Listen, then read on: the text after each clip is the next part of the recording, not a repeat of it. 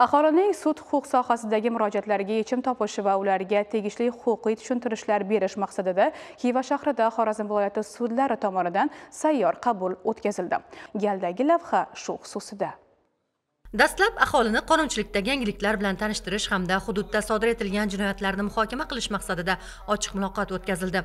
Unda viloyat sudlari raislari, prokuratura, ichki ishlar boshqarmasi vakillari tomonidan ushbu hududda yashovchi fuqarolar sodir etgan jinoyatlar sud hukmlari asosida tahlil etildi. Jinoyatni kelib chiqishiga sabab bo'lgan omillarga e'tibor qaratilib, jinoyatchilikning salbiy oqibatlari, jazo muqarrar ekanligi haqida aniq misollar bilan tushuntirish berildi.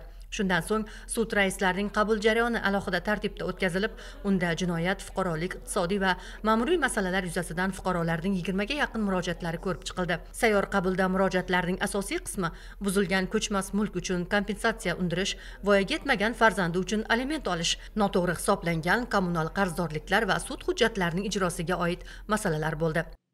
Fuqarolarga fuqarolik sudini taalluqlilik, tegishli masalalarni tushuntirish, apellyatsiya, kassatsiya, taftish tartibida murojaat qilish huquqlarini tushuntirish ishlar olib borilmoqda.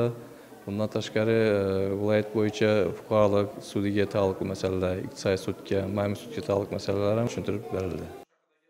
Shu kunning o'zida jinoyat ishlari bo'yicha Xiva shahar hamda fuqarolik ishlari bo'yicha Bog'ot tumanlararo sudlari tomonidan sayyor sud majlislari ham o'tkazildi. Xususan, fuqaro Rahmatilla Yoqubov pensiyaga chiqish uchun tuman pensiya jamg'armasiga murojaat qilgan, ammo uning ish staji yetarli emasligi aytilgan. Shundan keyin oldin ishlagan davriga oid ma'lumotlarni arxivdan izlagan. Ma'lum bo'lishicha, mehnat daftarchasida uning ismi noto'g'ri qayd etilgan. Shu bois ish staji kam hisoblangan. Fuqarolik ishlari bo'yicha Bog'ot tumanlararo sudining sayyor sud majlisida ko'rilgan mazkur ishda fuqaroning ish staji o'ziga tegishliligi bo'yicha yuridik fakti belgilandi.